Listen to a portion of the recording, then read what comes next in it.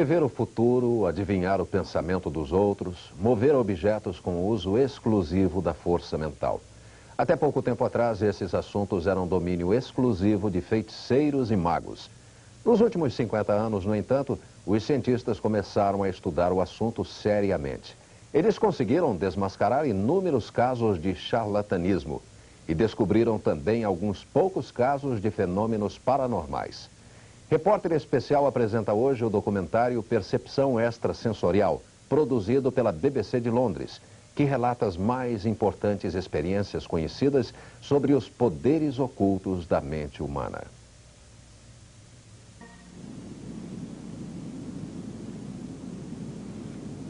No verão de 1973, cientistas norte-americanos realizaram uma notável experiência. Este motorista não revelou a ninguém para onde estava indo.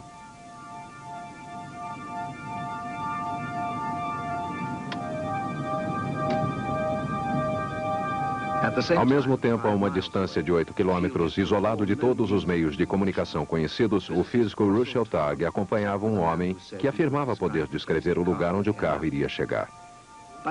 De acordo com as leis científicas compreendidas atualmente, isso seria impossível.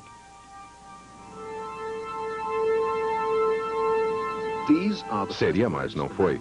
Essas foram as primeiras palavras que ele disse. Estou vendo um cais, uma marina. É isso mesmo, muitos barcos pequenos, lanchas a motor, barcos à vela. É, um cais, ou uma marina. Definitely boat dock or jetty. Durante os últimos 10 anos, temos investigado um fenômeno conhecido como visão à distância. Descobrimos que muitos indivíduos são capazes de descrever com precisão o que acontece em lugares distantes, privados de qualquer tipo de percepção comum. Como físico, devo dizer que uma dessas descobertas foi a de que a mente já não é mais limitada pelos parâmetros do corpo. A consciência e a percepção da pessoa são capazes de transcender o espaço e o tempo e descrever o que acontece a centenas ou milhares de quilômetros de distância, ou horas, ou dias no futuro. Você está saindo de férias. Na verdade, você não irá tão longe quanto pretende. Talvez nem chegue lá. O lado conhecido da paranormalidade. Atualmente, isso constitui uma indústria de grande sucesso e são inúmeros os best-sellers sobre questões psíquicas. O mundo da ciência costuma desprezar tudo isso como um material perigoso e absurdo. Mas, nos bastidores, alguns cientistas tiveram coragem de investigar esses fenômenos. Durante os últimos 10 anos, experiências realizadas em laboratório têm demonstrado que, afinal, certas capacidades psíquicas podem ter alguma base científica. A maioria da comunidade científica não acredita na existência dos fenômenos psíquicos. Eu acho que isso demonstra que a maioria da comunidade científica é simplesmente ignorante. Bom, acredito que qualquer pessoa que analise friamente o trabalho experimental realizado nesse campo irá perceber que existe certamente alguma coisa nele que merece uma melhor investigação. A psicologia como ciência começou realmente nos anos 30, quando, com base em trabalhos realizados com pombos, Skinner afirmou que reflexos condicionados explicavam a mente e as faculdades do homem. Um botânico americano discordou veementemente. Seu nome, Joseph Banks Rhine. Se a religião fosse capaz de refutar o materialismo, estaria numa posição mais firme, mais sólida, pois ela se baseia na premissa de que existe algo de espiritual ou extrafísico em relação ao homem. Em 1935, Rhine chegou à Universidade de Duke, na Carolina do Norte, um importante centro da ciência e da medicina, mas a universidade é mais famosa para muitos, e isso é má fama, como lugar onde tiveram início as pesquisas sobre os poderes psíquicos. Com o objetivo de dar às suas pesquisas uma base científica, exemplo da psicologia convencional, Rhine chamou seus estudos de parapsicologia. Tudo começou com esses 5 cartões, hoje famosos. Através desses cartões, Rhine pôde utilizar estatísticas para avaliar os resultados das suas experiências. Este é um teste típico dos poderes psíquicos de uma pessoa. A mulher deve adivinhar a sequência de um pacote de 25 cartas manipuladas pelo autor da experiência. Ela aponta para cada símbolo indicando sua suposição. Ali, A experiência chega ao fim. Ele conta o número de respostas corretas. você conseguiu um círculo.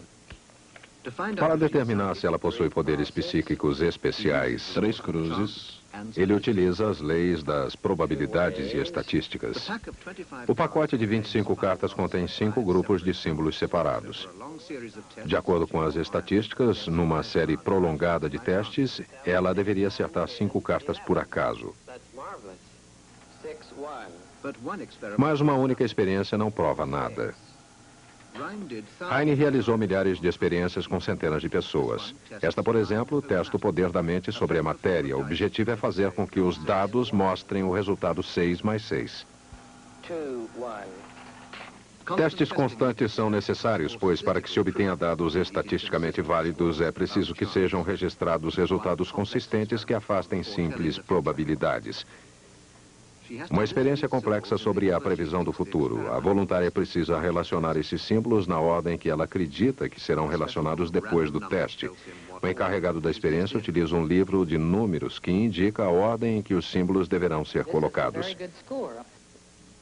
Desde os anos 30, as pessoas envolvidas em experiências sobre parapsicologia falsificam resultados. O caso mais famoso foi o de um cidadão britânico, o Dr. Swall, nos anos 50. Mas a maior dificuldade de Heine foi o fato de outros cientistas não conseguirem obter os mesmos resultados ao repetir suas experiências. E o próprio Heine descobriu que os ótimos resultados iniciais de alguns dos voluntários tendiam a declinar, o que tornava muito difícil a obtenção de dados estatísticos convincentes. Desde então, os parapsicólogos já tentaram meditação, relaxamento e até mesmo hipnose para melhorar o seu desempenho. Este é um teste realmente difícil, adivinhar o símbolo contido na carta e combiná-la com as cartas escondidas nos envelopes pretos. Percepção extrasensorial em dobro. Dizem que o progresso é notável, mas, novamente, os resultados não têm nada de espetacular.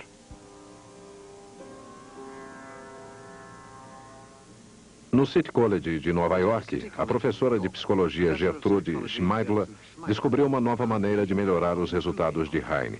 Realizou uma longa série de experiências com o objetivo de testar sua teoria, segundo a qual certos grupos de pessoas possuem essa percepção extrasensorial mais do que outras. As condições dos testes parecem suficientemente confiáveis e muito difíceis. As listas com os símbolos são escondidas a centenas de metros do local da experiência.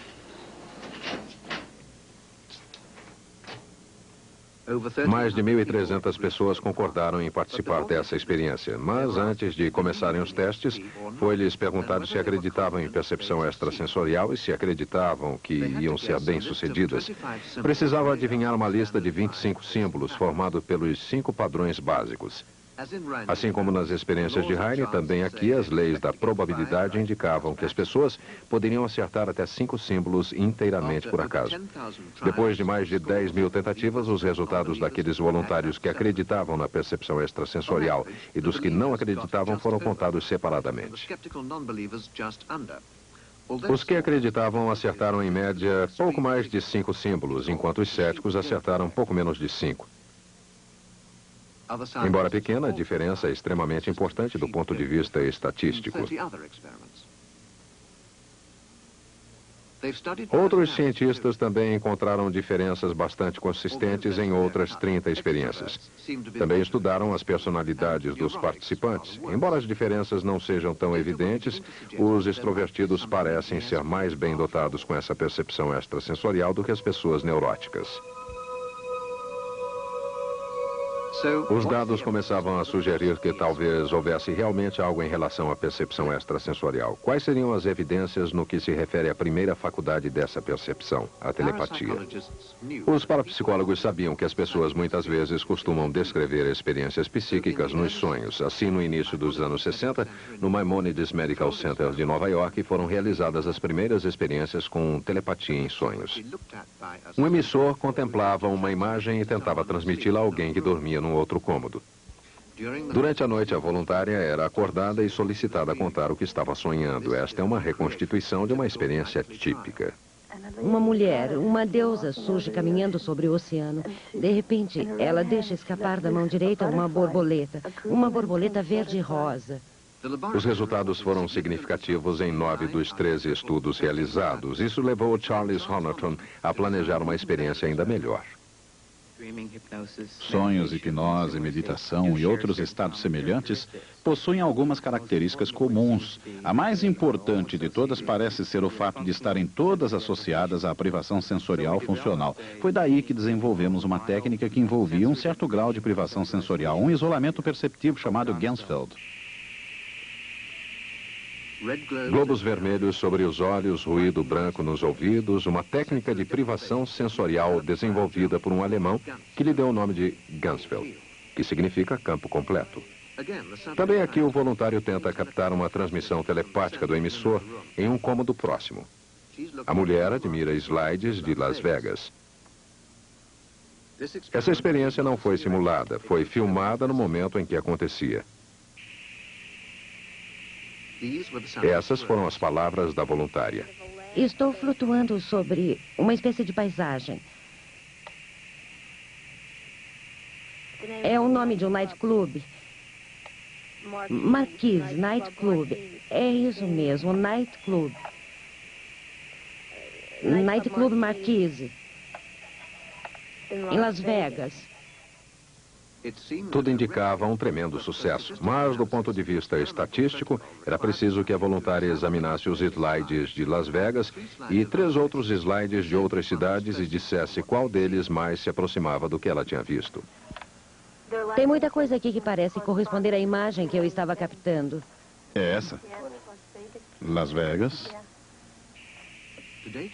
Cerca de 1.800 sessões de Ganzfeld já foram realizadas até hoje em 15 laboratórios diferentes e quase a metade apresentou resultados significativos. As técnicas Ganzfeld libertam a mente de pressões, reduzem o volume de ruído ou distração no sistema nervoso e os resultados são normalmente altamente satisfatórios. Diria que na minha experiência, em 75% das vezes, obtivemos resultados significativos, que obtivemos evidências de um funcionamento psíquico. Mas nem todo mundo é tão bem sucedido. 7 laboratórios não encontraram absolutamente nada. Susan Blackmore é uma pessoa que não conseguiu encontrar evidências dessa percepção extrasensorial. Durante muito tempo, ela se dedicou a pesquisar estes fenômenos. Parapsicólogos admitem que muitos pesquisadores não obtêm resultados positivos em consequência do que chamam efeito do pesquisador, algo da personalidade do pesquisador que interfere no delicado processo psíquico.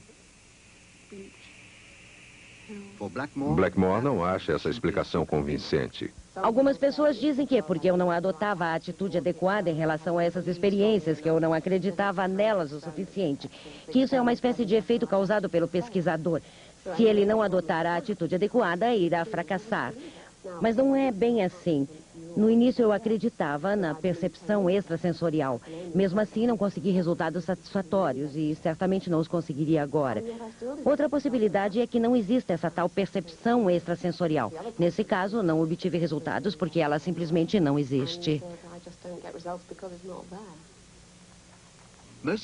A maioria dos cientistas concorda com o que disse Susan Blackmore.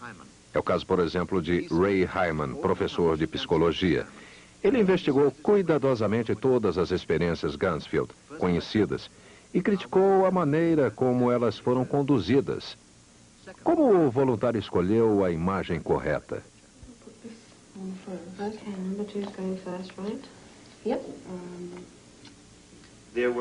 Havia, digamos assim, vazamentos sensoriais, a possibilidade de manuseio dos mesmos alvos, a possibilidade de o recipiente ser posto em contato com o mesmo alvo manuseado pelo emissor, as mais diversas possibilidades de vários tipos de pistas sensoriais.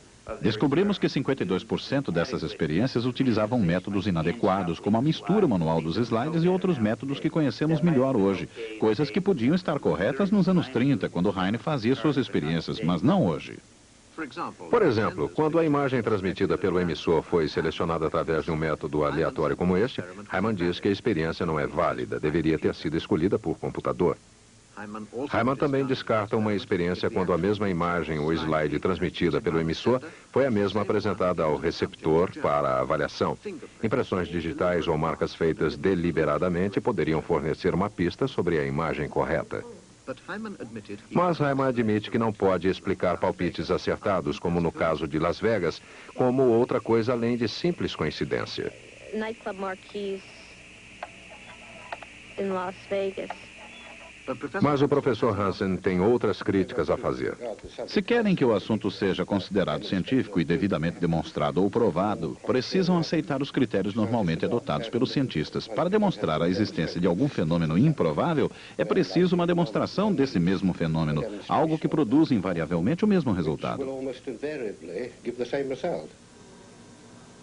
Assim, para que uma descoberta científica seja válida, é preciso que ela possa ser repetida quase 100% das vezes. Mas outros psicólogos discordam e dizem que a parapsicologia é tão respeitável quanto a psicologia convencional. Mas a objeção fundamental às afirmativas dos parapsicólogos é que os fenômenos psíquicos parecem entrar em conflito com as leis da natureza e da física, uma das ciências mais avançadas e mais bem-sucedidas do mundo.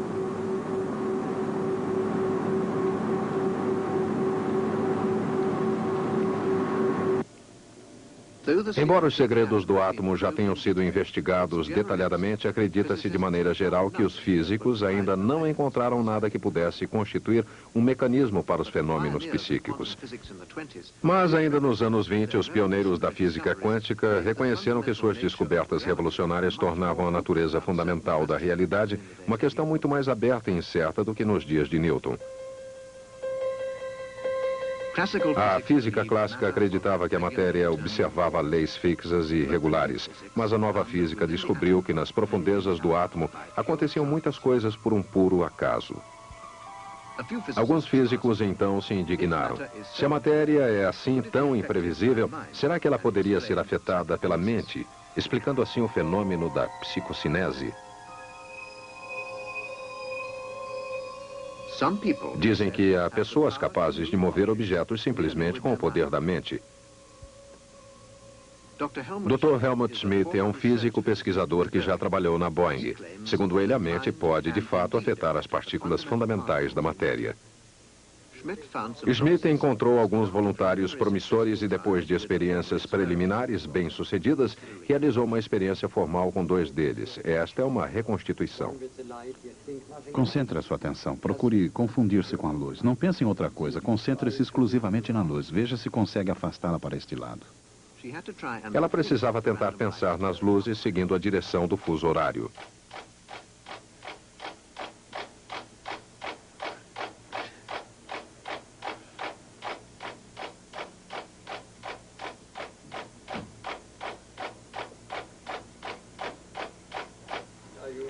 O segundo voluntário deve fazer o mesmo.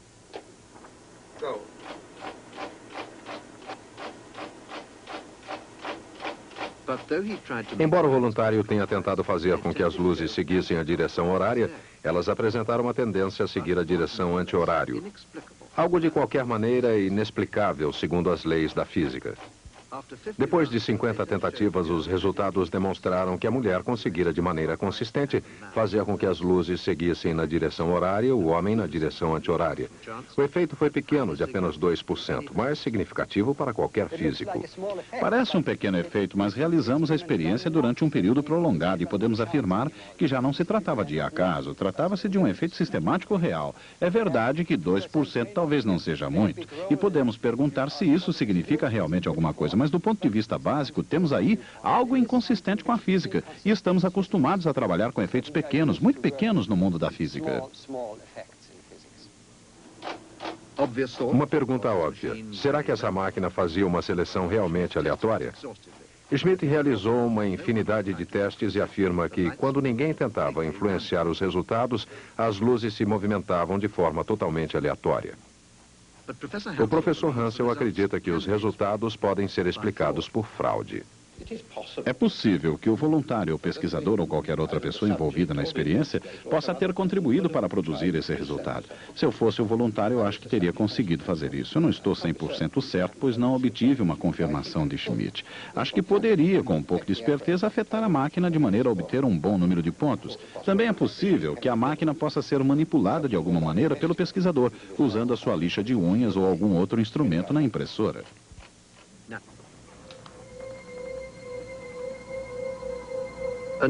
Mais uma das experiências de Smith tentando demonstrar a influência da mente sobre a matéria. Aqui ele pediu a 35 voluntários que tentassem fazer com que a luz vermelha acendesse com maior frequência do que a verde. Desta vez, a experiência foi realizada a uma distância de 9 metros no porão. As luzes eram controladas por um dos dois geradores que forneciam sinais aleatórios e se revezavam também de forma aleatória. Um dos geradores possuía um sistema eletrônico muito mais complexo, mas os voluntários se saíram igualmente bem em ambos, com 4% acima do que poderia ser considerado puro acaso. Schmidt concluiu que a psicocinese deve ser orientada para um determinado objetivo. As pessoas parecem capazes de utilizar essa capacidade sem compreender o que estão fazendo. O professor Hansel não parece impressionado. É difícil imaginar por que tanto interesse e tempo gastos nessa experiência. Se Schmidt pudesse realizar uma demonstração racional e pedisse a outras pessoas ou outros departamentos que repetissem essa experiência, as pessoas, então, obtendo os mesmos resultados, podiam se interessar mais. Em pouco tempo, ficaria claro que, com essa máquina, as pessoas eram capazes de afetar o seu desempenho e alterar a emissão dos elétrons. Até que isso aconteça, é mais provável que essas partículas se mantenham abaixo das leis normais da física, pelo menos como as conhecemos no momento.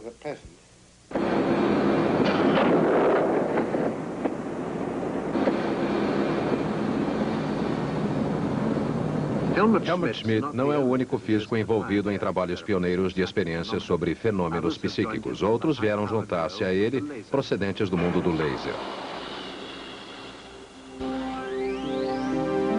Em 77, dois físicos envolvidos nas pesquisas do raio laser publicaram um relato de suas experiências no Instituto de Pesquisas de Sanford, na Califórnia. Harold Puthoff é detentor de uma patente de laser. O mesmo acontece com seu colega Russell Targ. Os dois fizeram um minucioso estudo da terceira maior faculdade psíquica, a clarividência. A capacidade de perceber coisas escondidas ou distantes. A isso deram o nome de visão à distância. Durante os últimos 10 anos, temos investigado um fenômeno conhecido como visão à distância. Nesta série de experiências que realizamos com centenas de voluntários no laboratório, descobrimos que muitos indivíduos são capazes de descrever com precisão o que está acontecendo em locais distantes, isolados de qualquer tipo de percepção comum.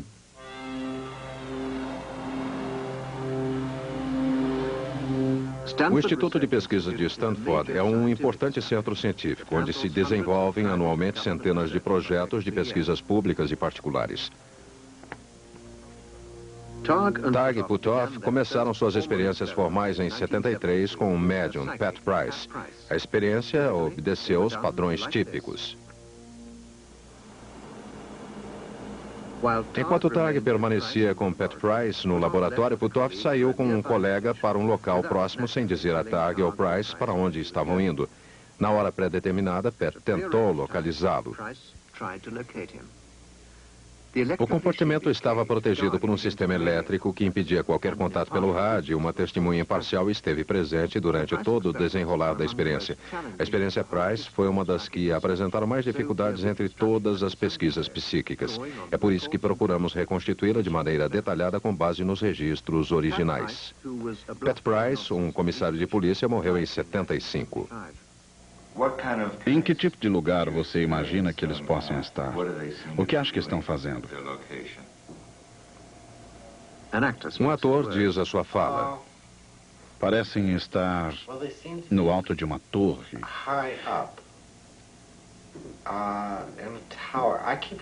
Acho que é a Torre Coit. Eu vejo muito vermelho, telhados vermelhos. I see there's red roofs, tile. telhas vermelhas, ladrilhos vermelhos. Agora estão caminhando por entre colunas. Parece. Eu tenho a impressão que se trata de um prédio isolado. Uma biblioteca, uma espécie de museu. Poderia ser a Hoover Tower, no campus de Stanford. Era isso mesmo. Puthoff tinha ido exatamente até o topo do Hoover Tower. Lá embaixo, os telhados vermelhos, os ladrilhos vermelhos descritos por Price. Price também identificara corretamente as colunas e o fato de a torre encerrar um museu e uma biblioteca.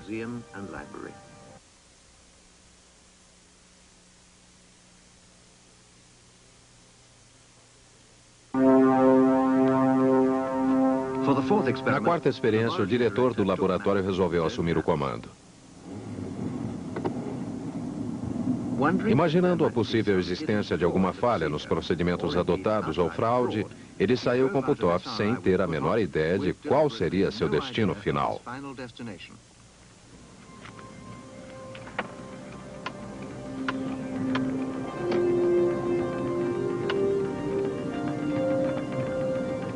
Decidiu seguir na direção oeste. Mas depois de 5 minutos mudou de ideia e prosseguiu na direção oposta. E mudou várias vezes de rumo.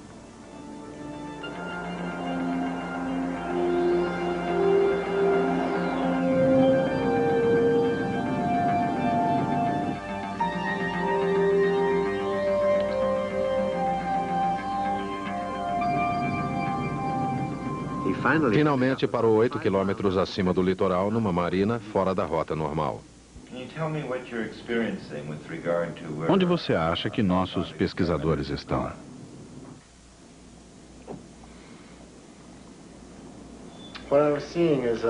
Vejo um cais, uma marina,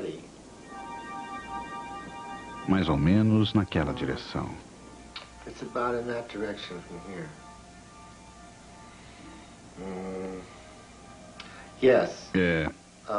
É isso mesmo. Muitos barcos pequenos, lanchas a motor, barcos a vela. Algumas das velas estão enroladas. Um cais ou uma marina. Engraçado. Eu acho que vi alguém. Também vejo algo parecido com um pagode chinês ou pagode japonês. Esse pagode tem alguma coisa a ver com o cais que você viu inicialmente? Fica perto do lugar onde eles estão? Está por trás deles. Parece um restaurante.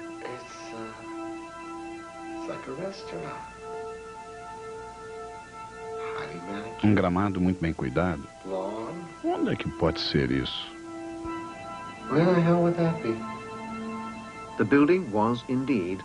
Tratava-se de fato de um restaurante. Dr. David Marks é internacionalmente conhecido como o grande crítico da visão à distância. Ele é psicólogo na Nova Zelândia e realizou ele próprio, sem sucesso, várias experiências de visão à distância. Eu acreditava que as experiências de Tag e Puthoff fossem um fenômeno genuíno.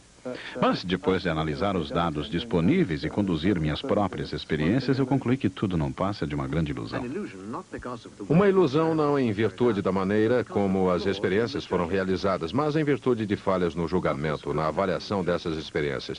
Depois de analisar cuidadosamente os relatos, Marks afirmou que os resultados tinham outra explicação. Descobri que havia toda espécie de pistas nesses relatos, datas, horários, referências, experiências anteriores realizadas naquele mesmo dia ou então no dia anterior. Além disso, a lista de lugares, no caso de Price, foi passada ao juiz exatamente na ordem correta, de maneira que era possível combinar essas informações para colocar os relatos na ordem correta e produzir, naturalmente, uma combinação perfeita com a lista original. Não há como lidar com pessoas que não desejam saber. De modo geral, os críticos suficientemente interessados em nosso trabalho para virem até o nosso laboratório têm sido solicitados a participar de experiências, a experimentar eles mesmos a visão à distância. Pedimos que fiquem sentados, mandamos alguém se esconder na região da Bahia e depois de algum esforço de sua parte conseguimos fazer uma descrição da visão à distância. Essa descrição é geralmente muito precisa. E o fato de experimentar com sucesso essas aptidões psíquicas tem constituído uma motivação substancial para fazer com que os céticos mudem de posição. Cientistas simpatizantes da ideia foram os primeiros a tentar. Essa quadra de tênis foi o alvo e esse foi o desenho produzido.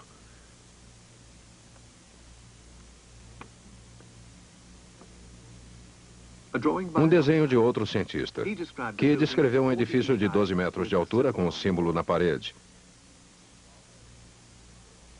O alvo era um moinho a 8 quilômetros de distância. Um cientista totalmente cético fez esses desenhos. O alvo era um carrossel.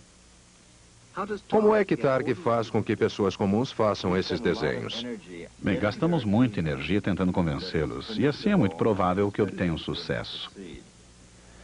Acho que isso é muito importante no contato com os observadores, especialmente observadores inexperientes, que as funções psíquicas sejam descritas como algo comum e desejável e como uma habilidade mental útil.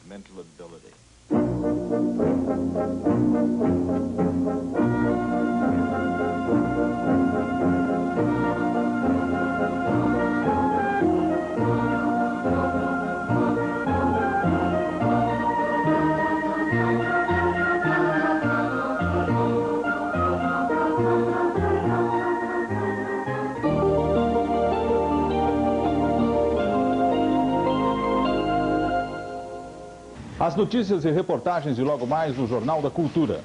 A CETESB começa um plantio pioneiro de vegetação nativa para devolver o verde à Serra do Mar. A previsão é de chuva amanhã em todo o estado. A Comunidade Econômica Europeia volta a comprar carne dos estados de São Paulo e Espírito Santo. O presidente Stroessner garante, ainda volta ao Paraguai. O presidente Sarney diz que o Plano Verão vai bem, critica o grevismo e afirma que no governo dele os salários subiram 22%.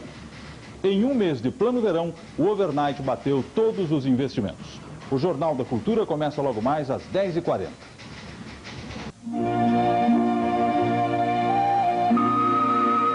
Todo sábado, Berlim Alexanderplatz. Na Alemanha dos anos 20, Günter Lamprecht é Franz Bieberkopf, um ex-presidiário enfrentando a vida num país em crise. Berlim Alexanderplatz, a obra máxima de Fassbinder, com Hanna Schigula e Gottfried John. Todo sábado, 10h30 da noite.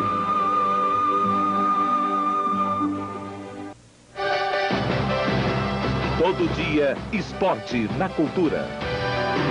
De segunda a sábado, meio-dia, gols, campeonatos e entrevistas. É hora de esporte. Às 8 da noite, as imagens e o resumo dos principais acontecimentos esportivos. Vídeo Esporte. Sábado, 5 horas de emoção em jogos na íntegra e transmissões ao vivo. Grandes momentos do esporte. E no domingo, aventura, esportes radicais e a onda jovem. Vitória. Todo dia, esporte na cultura. Nesta quarta, A Relíquia, segundo capítulo. Uma bela vigarista despedaça o coração do conquistador português que, abatido, parte à Terra Santa em busca de uma relíquia para sua tia. A Relíquia, de Essa de Queiroz, segundo capítulo. Nesta quarta, 11h30 da noite.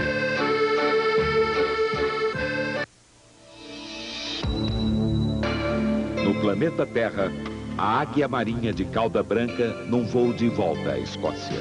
E numa casa de campo inglesa, a convivência de 4 espécies de ratos. Planeta Terra, neste sábado, 8h30 da noite. O pintor Carlos Bracher e as maquetes de Jeppe Maia, hoje no Metrópolis. logo após o Jornal da Cultura.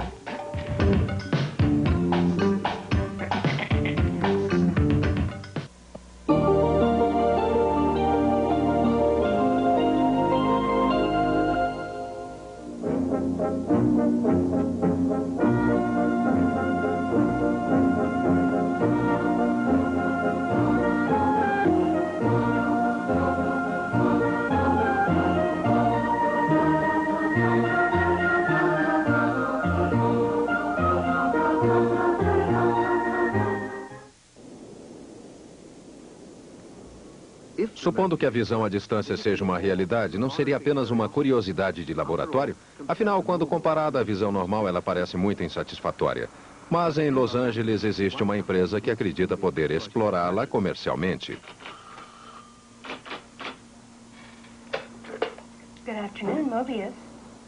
A Mobius foi fundada há 6 anos por Stephen Schwartz, um ex-consultor da Marinha de 40 anos. Depois de um começo modesto, a empresa tem hoje 10 físicos em sua folha de pagamento. A Mobius foi criada não só para investigar fenômenos psíquicos, mas também para descobrir o que é possível fazer com eles. Eu acho que chegamos a um ponto, depois dos últimos 100 anos de pesquisas, em que podemos afirmar que um homem inteligente pode aceitar a ideia de que esses fenômenos são uma realidade. A questão agora é saber o que podemos fazer com esses fenômenos. Essa moça foi assassinada a facadas. O local está coberto de sangue. Eu vejo um aposento estranho, estreito, onde ocorreu o crime. É como se fosse uma casa reboque. Acho que o criminoso é um negro. Por $5.000, a Mobius pode ajudar a esclarecer um crime. O uso de pessoas dotadas de poderes extrasensoriais pela polícia tem uma história longa e controversa. Há casos de grandes sucessos e tremendos fracassos, e 2 estudos controlados revelaram que sua contribuição era irrelevante. Mas Schwartz tem um novo sistema. Bom, e talvez tenha tatuagens no braço, hein? Vejo uma tatuagem no braço. O homem é mulato escuro, cabelos castanhos escuros, olhos castanhos, tem bigode e posso vê-lo muito bem agora. Da mesma maneira como um jornalista conversa com várias testemunhas oculares, temos vários médiums que procuram captar a mesma informação. Fazemos uma combinação de seus relatos e chegamos a algum consenso geral do que de fato deve ter acontecido. Precisamos deixar de pensar essas coisas como algo esquisito. É preciso que comecemos a ver isso como uma espécie de técnica de percepção à distância.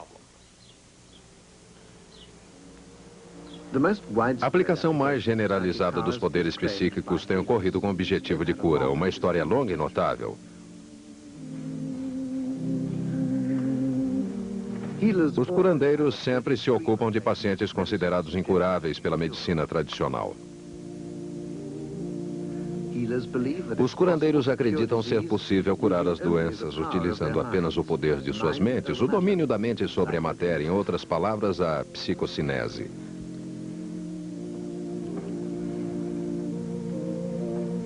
O sucesso desses curandeiros costuma ser menosprezado pelos médicos, que procuram explicá-lo como resultado de sugestão ou remissão espontânea. Mas hoje muitos parapsicólogos acreditam que a explicação é algum efeito psicocinético. O Dr. William Broad, da Fundação Ciência da Mente do Texas, tem realizado experiências controladas para verificar se é realmente possível afetar uma pessoa distante.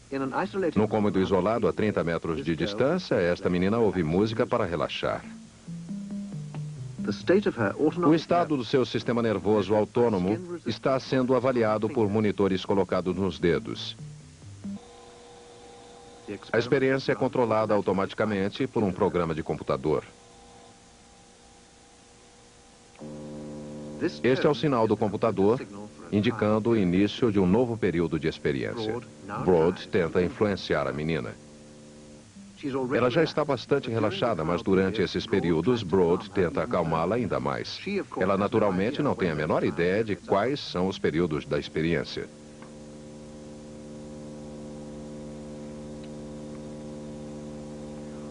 Um período de experiência dura 30 segundos. Brody interrompe sua tentativa de influenciá-la. Imediatamente o gráfico, que estava praticamente imóvel, começa a se movimentar novamente. O que estamos vendo não é uma reconstituição. A experiência foi filmada ao vivo.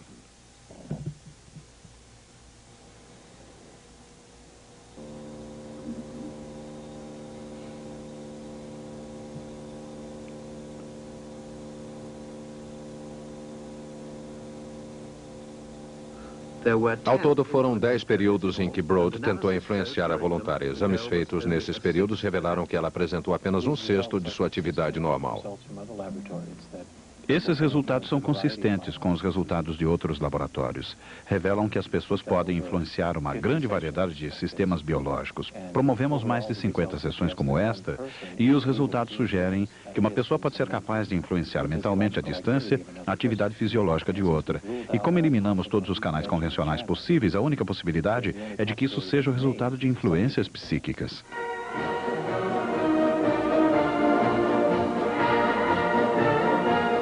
É na Rússia que as pesquisas sobre como uma pessoa pode influenciar outra à distância estão mais desenvolvidas. O interesse dos cientistas russos pela psicocinese talvez tenha algo a ver com esta mulher, Nina Kulagina, e sua aparente capacidade de afetar a matéria.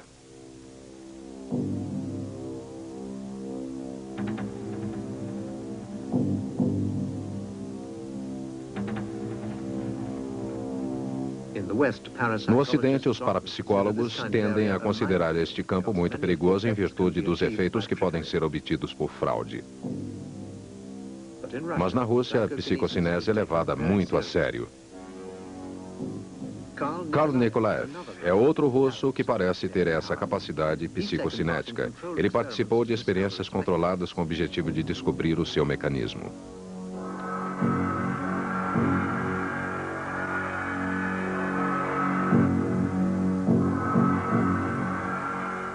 Ele parece ser capaz de acender uma lâmpada a uma distância de 2 metros.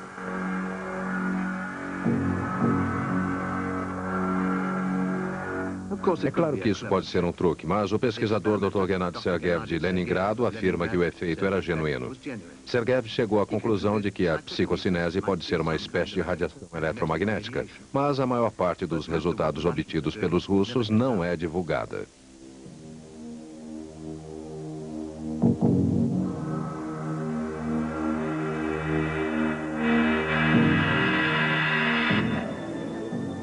Controlar o comportamento dos líderes ocidentais parece coisa de ficção científica, mas os relatórios da Agência de Inteligência e Defesa deixam claro que para os americanos isso não é algo totalmente fora de cogitação. O professor Tatt realizou um estudo sobre pesquisas militares no campo da parapsicologia. Essas pesquisas existem realmente? Eu sinto muito você ter feito essa pergunta. Eu gostaria de acreditar, como muita gente, que os poderes mediúnicos têm origem num nível espiritual e só podem ser usados para o bem. Mas eu não conheço uma única coisa no mundo que só possa ser usada para o bem. Infelizmente, também pode haver usos militares para a mediunidade. Como eu disse antes, detesto falar sobre esse assunto. As implicações são muito tristes e eu acho que não é preciso falar muito sobre isso. Mas por que utilizar a visão à distância quando temos satélites? Afinal, qualquer satélite espião moderno pode detectar objetos de até poucos centímetros de comprimento. A resposta de Hela Rami é que, em alguns casos, os médiuns podem se sair muito melhor do que os satélites. Você é capaz de ver coisas como prédios? Sim, claro. Você é capaz de ver dentro dos prédios? Acho que sim. Dentro dos prédios? Acho que isto já aconteceu antes. Como se estivesse vendo através do telhado? Não sei, através do quê? Talvez através do porão. E você pode ver também o que acontece lá dentro? Já fizemos algumas experiências dessas. E que precisão de detalhes você é capaz de obter? Eu não consigo ler. Pat Price poderia ler, eu não. Bem, você quer dizer... Sou analfabeta em termos mediúnicos. Você está querendo dizer que é incapaz de ler palavras ou documentos? Isso mesmo. E Pat Price, ele é capaz de ler documentos? Acho que sim. Naturalmente, é impossível comprovar se Pat Price ou outra pessoa é capaz de fazer o que afirma. Evidências completas não foram divulgadas até hoje. Sabemos que no Instituto de Pesquisas de Stanford prosseguem os trabalhos sobre o comando do Dr. Harold Puthoff e também que foi suspensa a divulgação dos resultados dessas experiências. Tenho certeza de que as pesquisas militares sobre fenômenos paranormais nos países do Ocidente são inevitáveis para a manutenção do equilíbrio. Minha única esperança é que nossa cultura recobre os sentidos e dê o seu apoio a pesquisas abertas sobre parapsicologia, conduzidas por cientistas humanistas voltados de maneira positiva para a natureza humana, de maneira que possamos contrabalançar o inevitável uso desses fenômenos para fins negativos, o que certamente irá ocorrer.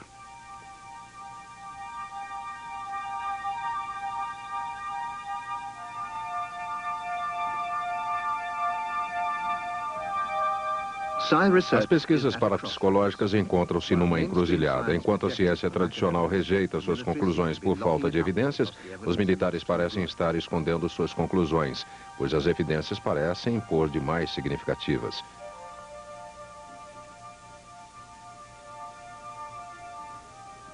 Mas no ano passado, aqui em São Francisco, a parapsicologia chegou ao mundo dos negócios com a formação de uma nova companhia. Seu nome é Delphi.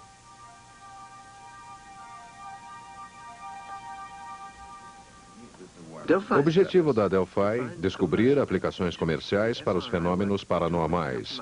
Aplicações que possam render dinheiro suficiente para custear novas pesquisas. Uma reunião da diretoria, lá está Russell Targ, junto dele o psicólogo e médium Kate Harari, que desenvolve um trabalho ativo no campo há mais de uma década. O expert comercial é o consultor Tony White. Projeto Delphi número 1. Uma das áreas que mais nos interessam é a exploração de minérios, petróleo e gás. A capacidade de tirar a visão à distância do laboratório e aplicá-la numa situação real no mundo lá fora.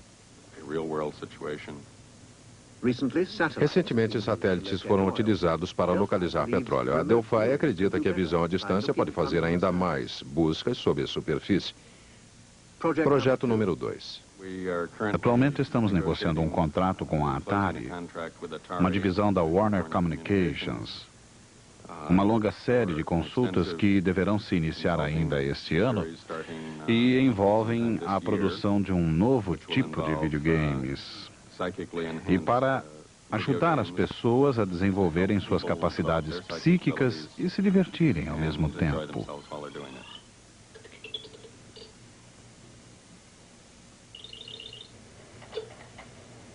Mas há outros interessados em campo. O laboratório Charles Honorton, de Princeton, já desenvolveu uma série completa de videogames. Chama-se Cyball. Trata-se de um teste de psicocinese. O objetivo é manter a bola no centro da tela utilizando apenas a mente. Mas o projeto Delphi número 3 é o mais ambicioso de todos. Envolve a última grande faculdade paranormal, a premonição.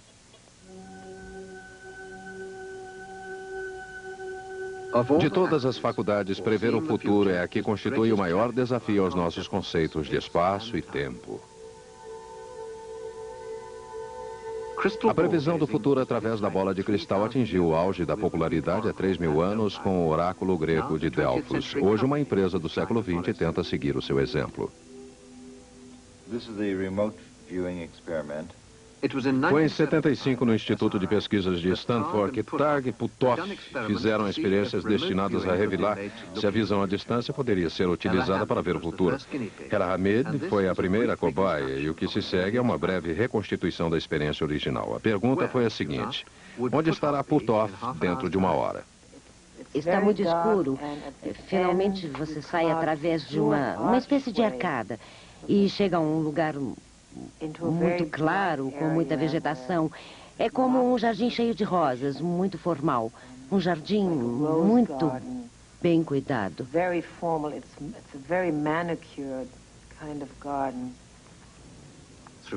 Nesse meio tempo, Puthoff esteve afastado do laboratório dirigindo a esmo seu carro.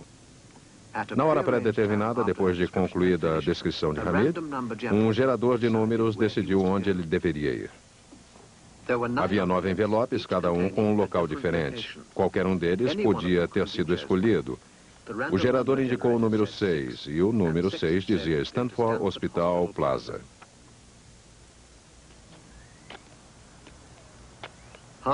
Meia hora antes, Hella Hamid tinha descrito um jardim formal muito bem cuidado. Aparentemente, era esse jardim. No dia seguinte, outra experiência. Tive uma visão muito rápida de uma área com uma ponta escura, como a ponta de uma flecha. Ele caminha sobre essa flecha. É como um triângulo. Ele entra no triângulo. Meia hora depois, o envelope escolhido ao acaso dizia Balanço no Parque Alma. Desta vez, ela não só viu, mas também ouviu o futuro. É uma espécie de rangido ritmado, como uma bomba enferrujada ou um pistão mal lubrificado. Um rangido ritmado.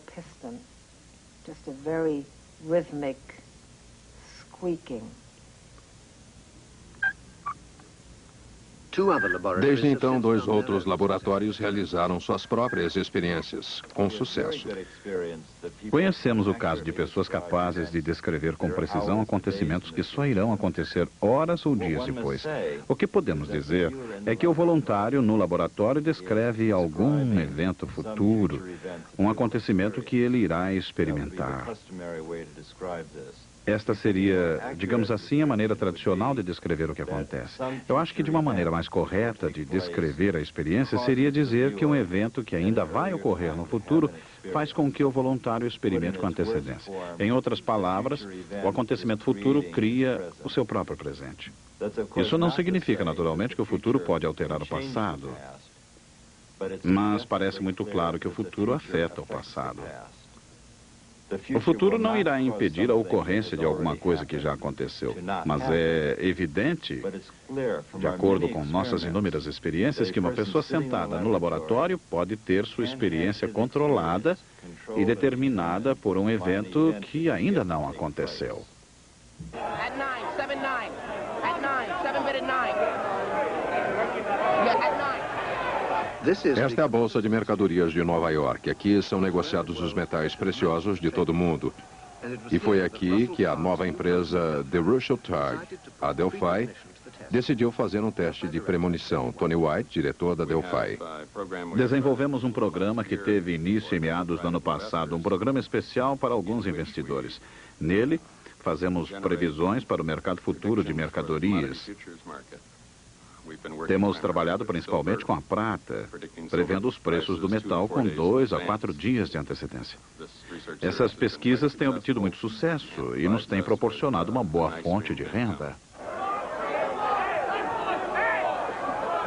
A prata é um metal barato e seus preços relativamente instáveis, ideal, portanto, para se ganhar dinheiro fácil.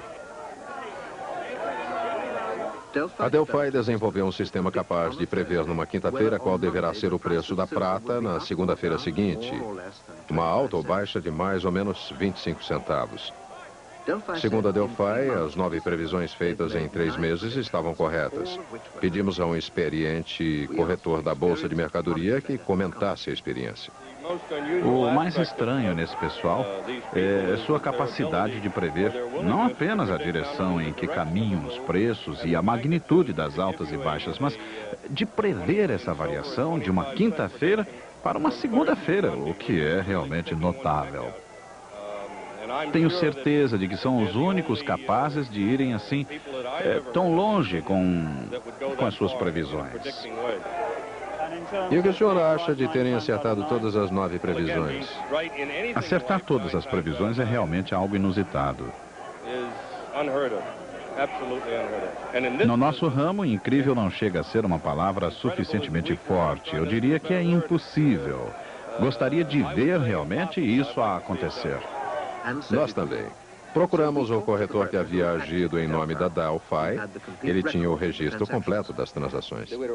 Eram originalmente 9. Pelo que eu entendi, eram 9 recomendações de previsões feitas pela Delphi. 7 foram transformadas em negócios. Todas as 7 estavam corretas. E também as 2 que acabaram não se concretizando em negócios. Um sucesso absoluto. Mas a empresa não poderia estar simplesmente seguindo as tendências do mercado? Certamente não. Não, porque o mercado entre setembro e dezembro geralmente apresenta uma alta e os preços da prata caíram. Mas algumas das transações mais espetaculares foram feitas por aqueles que venderam e depois compraram a prata de volta. Em outras palavras, ganharam dinheiro por antecipação ou fizeram previsões antecipadas do que ia acontecer no mercado, indo contra todas as expectativas. Por exemplo, venderam no dia 17 de setembro e compraram no dia 20 de setembro, com lucro, contrariando a tendência do mercado. Também houve uma transação semelhante entre 19 e 23 de novembro. Tony White, você pode nos dizer como isso aconteceu? Não, não posso. Este é um processo exclusivo nosso, desenvolvido depois de muita pesquisa, e queremos que continue sendo apenas nosso. É um processo inteiramente baseado em aptidões extrasensoriais? Sim, eu não posso prestar mais nenhuma informação. A previsão foi feita por Keith Harari. Provavelmente algo assim. Podemos tentar novamente? Segundo eles, trata-se de uma forma modificada de visão à distância que não exigiu que o voluntário contemplasse diretamente os números no painel. Informaram ainda que o sistema falhou no início do ano, mas que o problema já foi superado e logo deverão estar operando novamente no mercado. E estão mais do que satisfeitos com o progresso obtido até agora. Nossos pesquisadores obtiveram lucros na casa dos 6 dígitos em 1982. Na casa dos 6 dígitos? O que significa isso? Mais de 100 mil dólares? 100 mil dólares é apenas o primeiro número, né? Com 6 dígitos. Por que então? $500 mil? Algo entre 100 mil e $1 milhão. A parapsicologia já percorreu um longo caminho desde que o futuro era lido nas cartas de baralho. Afinal, dizem os críticos, quando comparadas aos nossos sentidos normais, a parapsicologia e a psicocinese são ainda frágeis e inconsistentes. De qualquer maneira, elas violam as leis da física e do bom senso. Dizem ainda que feitos extraordinários exigem evidências também extraordinárias. Mas, segundo os parapsicólogos, a evidência disponível hoje já é suficiente. Através da história, sempre foram muitas as críticas a uma área que se desenvolveu progressivamente. Os cientistas se defrontam hoje com duas alternativas. Esses dados são reais e devem ser aceitos como quaisquer outros, ou então essas experiências envolvem algum tipo de fraude. Mas essa hipótese não faz sentido em termos da distribuição dos efeitos e das pessoas que conduzem as experiências. E a questão torna-se tão paranormal quanto se supor que existe alguma gigantesca conspiração responsável pela produção de dados fraudulentos. Em minha opinião, a evidência sobre a realidade da percepção extrasensorial é avassaladora. Eu não posso entender como um cientista inteligente pode analisar a evidência sobre a percepção extrasensorial e duvidar de sua existência. Existem fatores irracionais que levam as pessoas a rejeitar essa evidência. Mas a qualidade e a simples variedade desses dados são fatores muito poderosos. A maioria dos cientistas afirma que os fenômenos parapsicológicos desafiam as leis da física.